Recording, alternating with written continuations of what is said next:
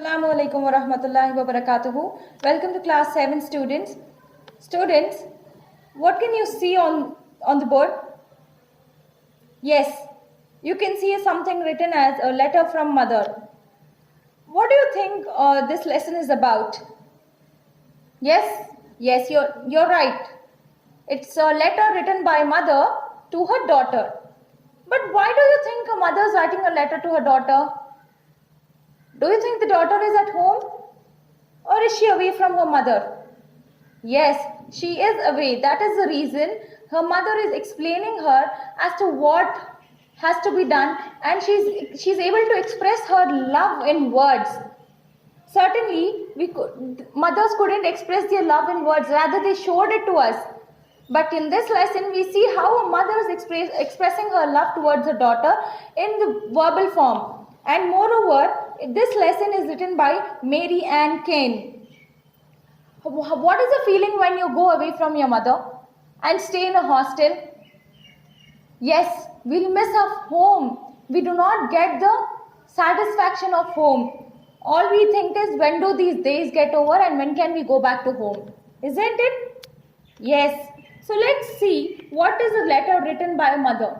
And when you're writing a letter to your family members, friends, relatives, that will be an informal letter. I hope you've learned in your previous classes how to write an informal and a formal letter. So let's start up with the lesson. A letter from a mother, Mary Ann Kane. See, a mother is addressing her daughter, and the name of the daughter is Poonam. Dear Poonam, it is strange to write because I am so used to you being close by. We say a lot without words, you know. But now you are far away, and I can't help but think of how you're growing up so quickly. So mother is telling that these many days I never had to tell anything by words. I always showed my love without verbal way of communication. Only thing what mother is telling that I always showered my love towards you.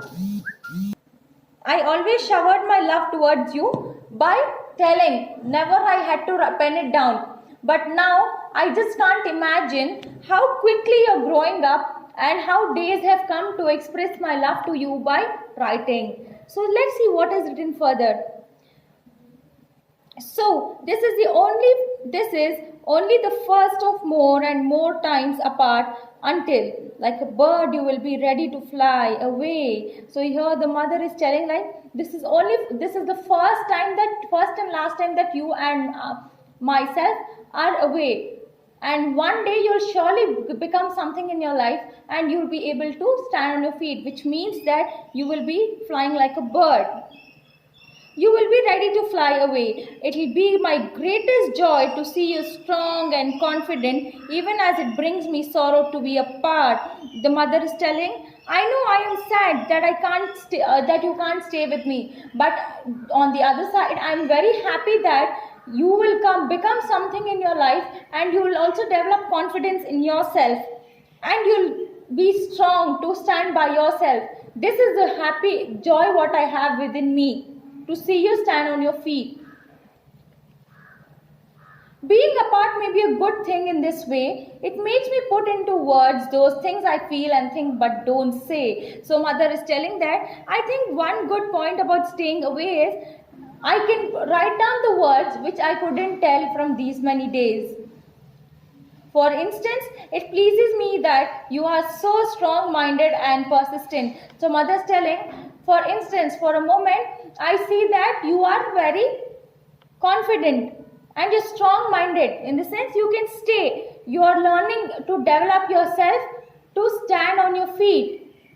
You are not easily discouraged. I know that nobody can come and demotivate you. You will never become discouraged, even when you don't succeed at first. So mother is telling the daughter that I know you'll never feel demotivated even if you fail.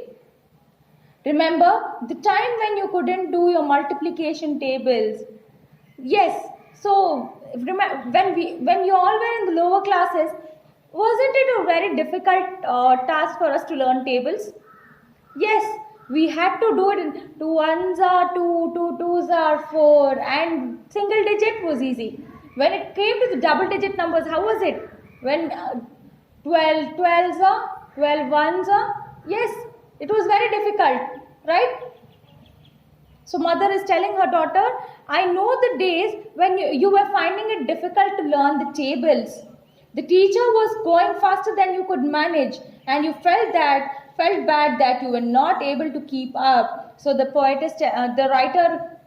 writer has written it down in such a way that the mother is telling daughter, I know the days when you couldn't learn the tables, and the teacher was quite fast in teaching that, and it was that moment of your life that you felt bad that you couldn't learn things quickly. Never mind, you can do it. The teacher was going faster than you could manage, and you felt bad that you were unable to keep up, but you made it. But you made your own study cards and asked me and daddy to help you. And when you succeeded, finally in learning those tables, you were independent enough to think through your problems, but responsible enough to ask for help to learn. So mother is telling her, see, when you found it difficult, you wrote on cards and asked me and daddy to help you. So we did it. But as on days passed by, you started solving the sums by yourself. You developed the confidence. And what happened next? You also developed a sense of humor to ask questions when required. That is asking learning questions. I know you are in new surroundings with new people at your hostel, and the way things are done at home are not the same there.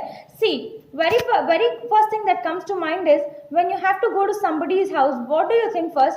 You look for the comfortabilities, because we do not get the comfortability of our house anywhere else, right? So mother is telling the daughter that I know hostel is not like your home. It's too far away. Like things are very different. Might be you can sit and sleep, eat anytime, but in hostel you have a certain timings. Lunch time, you need to come and have your lunch. Sleeping time, sleep. These were the rules. But at home, do you follow any rules? No. Because it's your house, you can do anything. But when you stay in hostel, you need to follow the rules and regulations. So mother is explaining her that you have to be careful. You have to be careful to look after yourself, since no one is going to ask you how you are or care about your comforts. See how nicely the mother is telling her, see, you need to look after yourself, because nobody is going to ask you how you are. That is, if you fall sick, nobody is going to come and tell you, how are you, my child, come, let's go to the doctor, as a mother does. You need to look after yourself. And moreover, she's telling that nobody will come and ask you about your comforts, dear child. You need to develop all these things.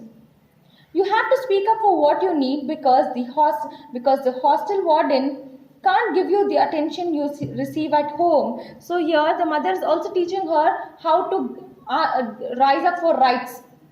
So mother is telling that ask what you need, because nobody will give you things as a mother gives without asking, right? If you want a chocolate, and you don't go and tell your mother you need a chocolate, without you going and expressing what you want, your mother will bring it to you, right? But here the mother is explaining to daughter that you should go and ask the hostel warden whatever you want, because she's not going to look after mother, and she'll never give you attention as a mother gives to you. At the same time, you need to watch out for others, help them to help themselves. So mother is telling the daughter that you need to admire people who are helping others, so that when you take help from others, later on you know how to do those things by yourself. So mother is teaching her that only. Don't think you are the only one with needs. Everyone will feel as you do, because it is a new situation for them all. If you feel homesick, you may find helping someone else through their homesickness will help you feel better yourself.